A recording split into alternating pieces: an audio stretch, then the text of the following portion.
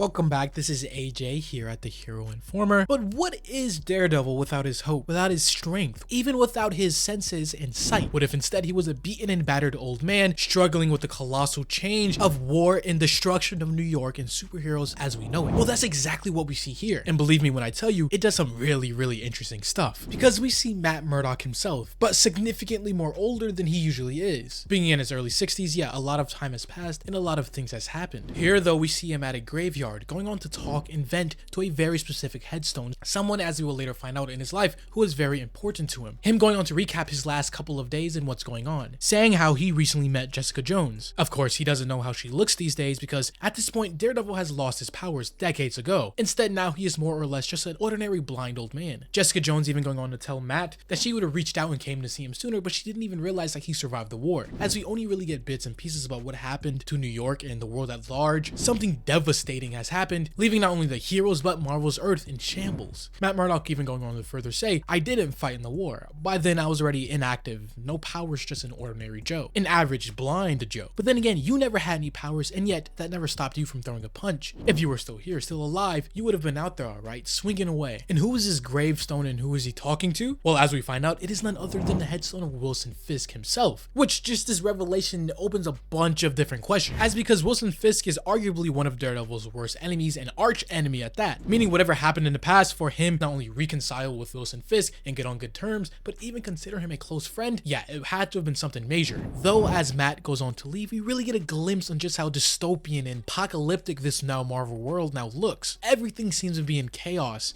people hurt, diseased, and poverty, a time more than ever where the citizens of New York, and by extension, America and the world, needs the superheroes and what they represent to keep on moving. Either way though, as Daredevil, or Matt Murdock at this point, since he retired being Daredevil, not even retired, he can't be Daredevil because he lost his powers years ago, he goes on to leave from Staten Island to make his way back home to Manhattan. And eventually, as he makes his way onto the ferry, he goes on to say how he hates doing this, as not only does it stinks, but there's just too many people here. A lot of them are sick and or even medicated. Not being able to take it anymore, he decides to get a little bit of fresh air, or at least as fresh as it can be, given the disastrous state that New York is now in. And while he is up here, we see his first interaction with somebody here, a living person. And it's no coincidence that living in this almost hellhole of a situation of New York, yeah, this random civilian is very frustrated with life going forward, as he even goes on to complain to Daredevil, saying sometimes you just need a little bit of fresh air. Not like you could even call the air in New York fresh. I get why most people don't even come out here though. And here we get a little bit more lore of this universe, as this is an alternate universe and not in the main Marvel continuity, but some of the people and or a group to blame for the state that New York is in are a faction or group of people called DBs, and apparently they're at least partially at fault at leaving New York in the way that it is. But this man here also goes on to get a little bit frustrated that Daredevil isn't, conversating with him. You're just standing there in your fancy little scarf, too good to talk to the likes of me. Don't you see it? You look up there and yet you still feel nothing. What kind of psychopath are you? But then of course with Matt Murdock revealing that he is of course blind, the man is instantly sorry about, attacking him for no reason. Matt though, after all of that, still has a couple words to say to the guy, saying, "Do you really want to know what I think? I think it's all a part of God's plan." As we see what's left of the Manhattan Bridge, left in utter chaos and destroyed, meaning whatever war or seemingly nuclear fallout or nuclear, leaving all the people here sick, city destroyed, heroes defeated and or dead, powerless. Yeah, it's really taken a toll on this world. But still, we are only given glimpses and pieces about what happened, never fully truly understanding or explaining who was at fault here, who attacked, and what's going on. Eventually though, the ferry is able to make it back to Manhattan. And while here, we find out a couple things. One, we found out that Matt, even though he is technically powerless and really no more useful than an average blind person, especially with him being old and not in his physical prime, he instead decides to help the beaten and battered people of New York by opening a soup kitchen, feeding and helping the homeless and misfortunate, which actually does good in this world where he can't be the Daredevil, the superhero that he once was. Unfortunately, for all good that he does, he is still right now an old blind person. So when another homeless person comes asking him for change and sees that he is full on dollar bills, yeah, he is instantly singled out, attacked, and mugged. And as he's being pushed down a flight of stairs, we see him react fast, almost like his instinct. All the years of being Daredevil, he still has a little bit of that in him, even without his,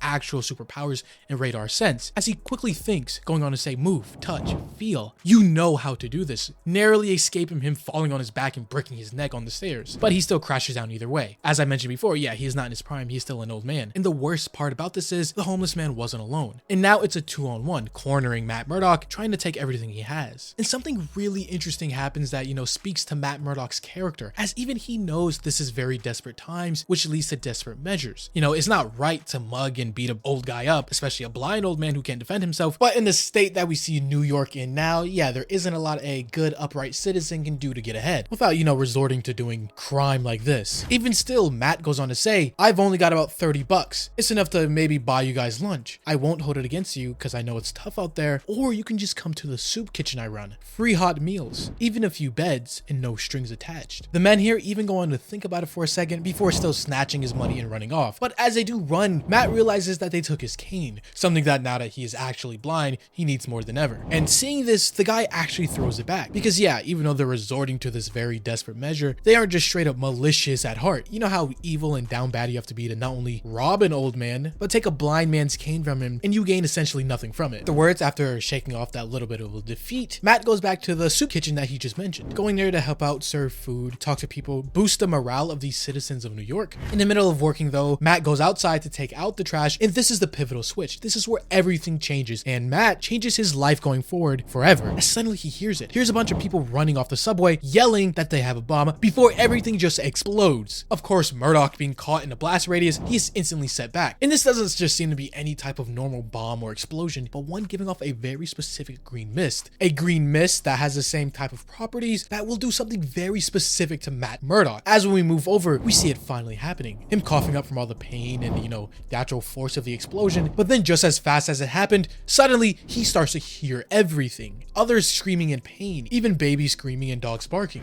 Yes, as we find out, someone detonated a radioactive bomb, one close enough to the chemicals that gave Matt his powers, almost restroking the fires and reigniting them, giving him said powers back. Now, we're not exactly sure how he lost them in the first place, but what is important now is that he has them back and potentially can do all those great things he could years ago. Unfortunately though, you know, this also comes with the downside of having extraordinary senses as everything comes rushing in. As like I said, he starts to hear and experience everything. It's too much. His head feels like it's going to split open. He's not even sure what happened and how it's happening. But again, this isn't just a new phenomenon for Matt Murdock. You know, he was the Daredevil, a master, a proficient user of his radar senses, being one of the greatest heroes in New York. So after a while, he is able to actually calm down, remembering the training he got from Stick years ago, just focusing on one thing until he hears it. He hears the sound of a civilian who needs his help. And after saving her, he continues to go on, one after the other. He hears all of the hearts beating around him, all of the others asking for help and trying to get away. And just then, Matt Murdock finally puts two and two together and realizes what exactly is going on. He didn't even have time to stop and think about it. His powers are back. Why, how, and what? Instead, he relied on his instinct. Time after time again, when he was Daredevil in his spandex, saving people, it almost became second nature. So instantly when he got his powers back, that's exactly what he did. But now he starts to think about it. The scent in the air, his powers activating. It's just like that fateful day when the chemicals struck him. And with everybody in the immediate vicinity around him safe, he runs off to start to figure out what happened, following the scent back to his source to, you know, see who did this and why. Of course, with the source of it starting underground in the subway, that's exactly where he heads. His radar sense working in full capabilities, meaning while he is still blind, he can still see in a certain way or fashion. But even with his extraordinary powers and senses, he listens and senses no movement at all.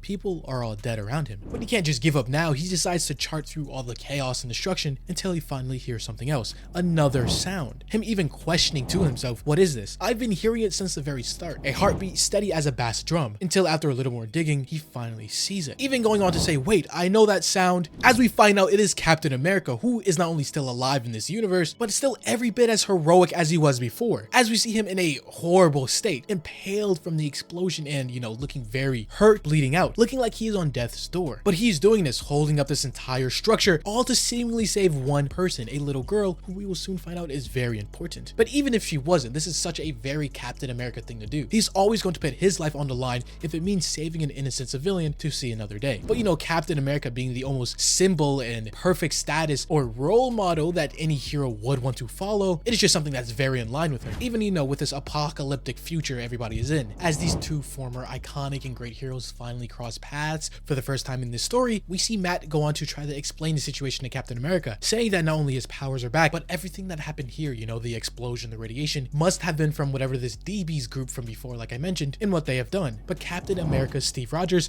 goes to make a couple things very clear, that no, it wasn't them, the DBs or anything, it is something else entirely. But not only that, also the girl that I said before, Steve Rogers instructs Matt Murdock to take her out, take her away, get her to safety. She is important. She's the entire reason this thing has happened. she is what he wanted. Now again, we aren't exactly sure who he is or what she is and who she is, but right now all we can infer is that if Captain America, Steve Rogers, is willing to put his life on the line saying that she is important and to be protected, this cryptic message and instructions are to be taken very seriously, as he even tells Matt to leave, because even while this entire subway starts to crumble underneath him, you know, he isn't as young or in his prime or as strong as he used to be, he is using every ounce of his strength to hold it up for Matt Murdock and the girl to escape. And as Matt starts running, of course using his extraordinary senses and hearing, he listens out as Steve goes on to continue saying, there was a military shipment moving chemicals from one base to another. It was all part of a plan to get ahead of the DB's group, a new warrior project. You wouldn't believe how high it goes, how deep, how far back, continuing on to certify how important and problematic this entire situation is. Fortunately and unfortunately, as Matt Murdock is able to get the girl out to safety above, it is just almost too late. All of the debris, the rock, the subway completely collapsed, leaving and forcing Matt to do nothing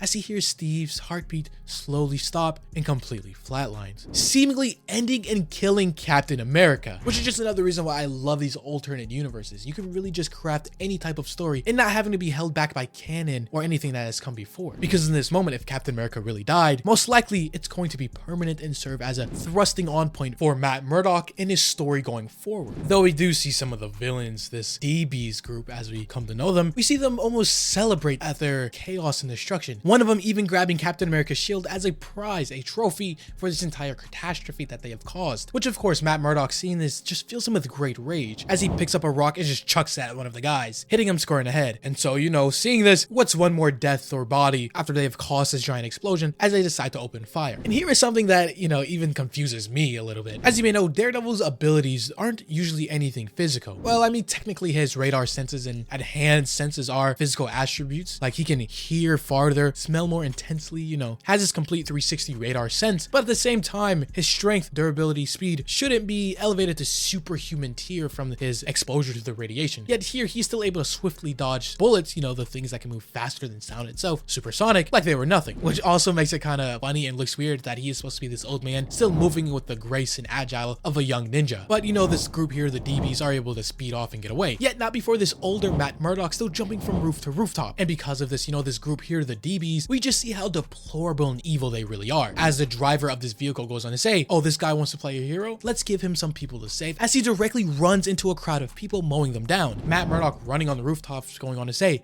the screams, they just ran them over. I have to catch them, show them what it feels like to get run over by a truck. All I have to do now is swing out and land on the van's roof. You've done this 1,000 times before, Matt. No, 1,000,000. All I gotta do is take my billy club and, but as he reaches for a side, he realizes that no, he isn't in his glory days living it up as this unstoppable Daredevil. He is simply just an older man doing his best to survive nowadays, as he almost falls off the roof into his death here on this cold New York day. But he's able to swiftly stop himself before, you know, plummeting and flatlining on the streets down below. Him even realizing this and going on to say, it's not like the old days anymore. You can't move like that. You're going to pay the price for that tomorrow. In with all the commotion and chaos, unfortunately, the DBs are able to get away to a secret hideout as we finally see their boss, the man who employed and orchestrated this entire attack and everything going on so far. And by the looks of it, he doesn't seem very threatening or boss-like at all. If anything, he looks like a sickly old man, old, almost decomposing in a way. Yet still, we don't really know his identity. It's never explicitly stated who or what he is. Yet for all intents and purposes, right now he's the biggest bad in New York. We even get a little bit of context clues of who he might be and who he was connected to, as one of the DBs goes on to say, during the mission we had a couple of surprise guests, and one of them was an old friend of yours, I think. We grabbed this off of him before we bailed, presenting to him Captain America's shield. And it seems like whoever this figure is